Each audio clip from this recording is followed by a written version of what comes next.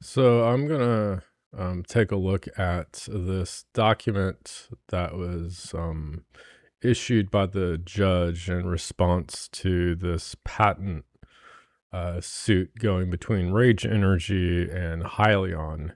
And the too long didn't watch version of it is that the judge finds that actually one of the patent claims are valid that Hyliion can actually enforce, but all of the others, the judge says that uh, Hyliion can't enforce them, and he's given their lawyers 14 days to respond to the judge's letter. But they were supposed to meet on July 2nd, and the judge sent this out, and it says the court finds this matter suitable for deposition without oral argument pursuant to Civil Local Rule 71B and vacates the July 2nd, 2026 hearing. For this reason stated below, the court denies Hyliion's motion to dismiss and grants in part, and denies in part Range's motion to dismiss. And originally, Range filed suit against Hyliion for essentially trying to get them to pay licensing fees for their e-trailer product.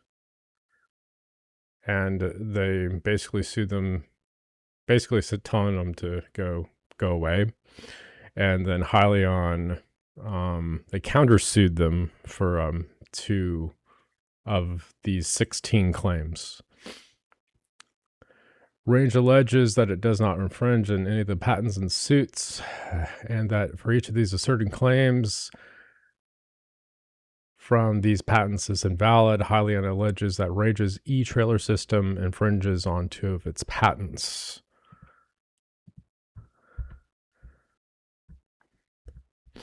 Now, the one that the judge is allowing Hyliion to enforce would be the 029 patent entitled Trailer-Based Energy Capture and Management, issued on July 2nd, 2024. The patent discloses a through-the-road TTR hybridization strategy that facilitates the introduction of hybrid electric vehicle technology in a significant portion of current and expected trucking fleets. And that was according to its abstract. The technology is built into new vehicles in some cases and retrofitted on existing vehicles in other cases. The invention relates to systems and methods to intelligently control regeneration and reuse the captured energy in a through-the-road hybrid configuration. The specification of the 029 teaches the following additional information. The invention concerns designs and techniques for providing an energy management system and related methods in the context of systems and components typical in the heavy trucking industry. Regenerative braking also allows energy recapture. The hybrid suspension system is configured to operate largely independently of the fuel-fed engine and primary drivetrain of a powered vehicle. In some cases, it operates autonomously from the engine and drivetrain controls of the powered vehicle. The specification discloses several embodiments of the claimed invention. Some embodiments provide a hybridized suspension assembly affixed underneath a vehicle as a replacement to a passive suspension assembly. By providing a powered axle to a towed vehicle, the hybrid suspension in some embodiments and results in a significant reduction in fuel consumption and improved in efficiency of the towing vehicle. On April 23rd, 2026, Hyliion filed a certificate of correction to change towed to towing in Claim 1, which the U.S. Patent and Trademark Office approved on May 4th, 2026. originally Range's Energy's lawyers were like nitpicking over like there were certifications done to some of these patents, and HYLN quickly corrected it. And so HYLN, they poured all this money into the ERX and EX, and now they're looking, since they weren't able to go into that direction, they're trying to get another stream of revenue to come in for licensing for it looks like any small company that wants to do stuff with trailers or towing stuff with like increased fuel efficiency and hybrid like technologies that may drift into HYLN's lane, which they no longer do, but they want to get some return on investment.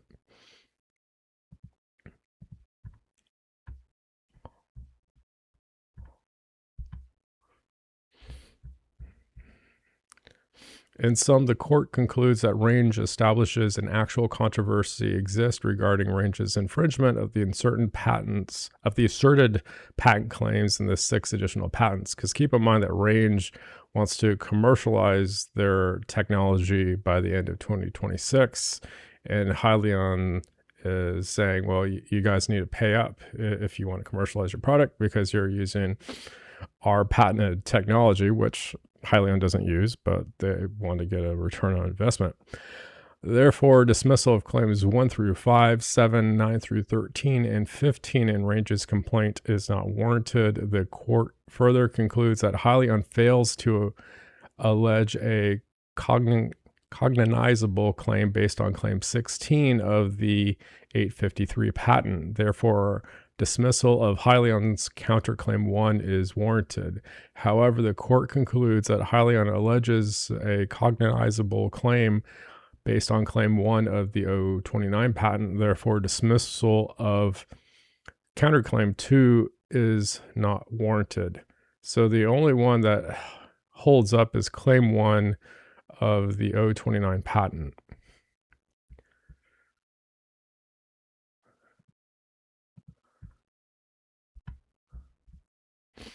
The court concludes that under the totality of the circumstances, Range demonstrates the existence of an actual infringement controversy between the parties regarding the 6 additional patents. To start, HYLN is incorrect that Range bases its claims for the 6 additional patents on a single ambiguous sentence of a single letter.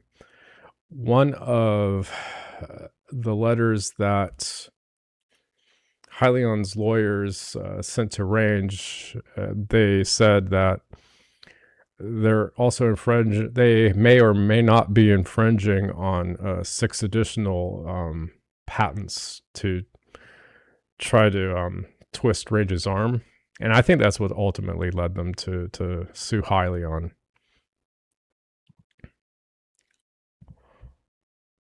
Collectively, Range's allegations and items in the record demonstrate that at the time of that the complaint was filed, Range reasonably interpreted HYLN's action as an intent to enforce the 6 additional patents and an assertion of direct patent infringement of the 6 additional patents. Indeed, HYLN's notice of infringement lists the 6 additional patents specifically, states that the 83 patent and the 029 patent are representative examples of Range's direct infringement, and offers a license to HYLN's patent portfolio, which includes the 6 additional patents. Second, Range's allegations that HYLN does not practice the 6 additional patents and that the imposed deadline on Range and correspondences identifying the 6 additional patents supports the existence of jurisdiction. Finding imposition of a short deadline for a response and receipt of correspondence from a non-competitor patent holding company support inference of intent to enforce a patent. HYLN incorrectly casts Range allegations as positioning a patent family rule that any mention of a patent creates jurisdiction over every other patent in its family. But Range alleges affirmative conduct by HYLN directed at each asserted claim in the 6 additional patents. HYLN itself listed the asserted claims in the March 2026 letter. Thus, contrary to HYLN's assertion, the 6 additional patents were identified as key and prioritized. So they were trying to get maximum value. HYLN was trying to get maximum value from Range Energy, and it looks like they succeeded on one of them, but all the others, no. Overall, Range establishes that HYLN's accusation that Range directly infringes on the 83 patent and the 029 patent applies equally to the 6 additional patents. Further, the court agrees with Range that a reasonable inference exists by asserting the 6 additional patents in the March 2026 letter and imposing a short deadline. It's creating a sense of urgency. HYLN was creating pressure for signing its license. Therefore, under the totality of the circumstances, Range's allegations of HYLN's licensing demands, HYLN's correspondence identifying the 6 additional patents, and providing detailed claim charts for related patents, HYLN's repeated imposition of deadlines, and threats of litigation, and HYLN's non-practicing status, there is enough for Range to reasonably interpret HYLN's actions as asserting direct infringement of the 6 additional patents. HYLN spills much ink arguing that because the March 2026 letter states that Range is or may be infringing the 6 additional patents, there is no affirmative act by HYLN regarding these patents. HYLN spills much ink. That's the pushing all this paper, trying to get them to pay up, and it kind of backfired in their faces. But at least they got one out of the 15 or 16. Accordingly, the court denies HYLN's motion to dismiss claims 1 through 5, 7, 9 through 13, and 15 in Range's complaint.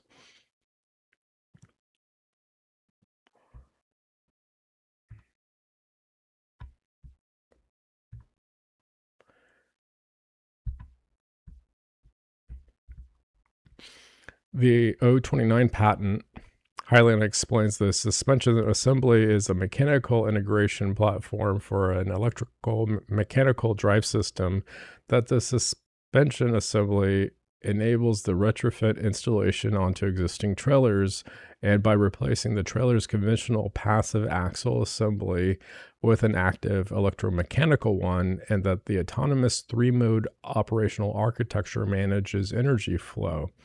The specification supports the combination of autonomous torque control with the physical suspension assembly is a potential inventive concept.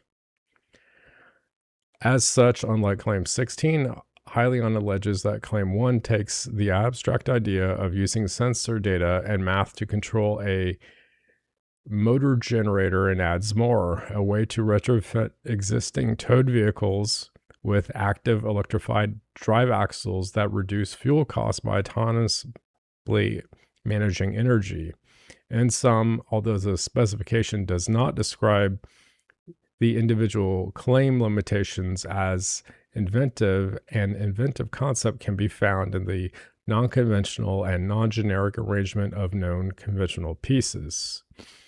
In its opposition, HYLN does not request leave to amend its counterclaims. However, the court must grant leave to amend unless it determines that any deficiencies cannot be cured by the allegation of other facts. Although the court is skeptical that additional allegations can establish that Claim 16 is patent eligible, the court cannot definitively say amendment would be futile. Accordingly, the court will grant HYLN one opportunity to file amended counterclaims. For the reasons stated above, the court denies HYLN's motion to dismiss and grants in part and denies in part ranges motion to dismiss. HYLN shall file any amended counterclaims within 14 days.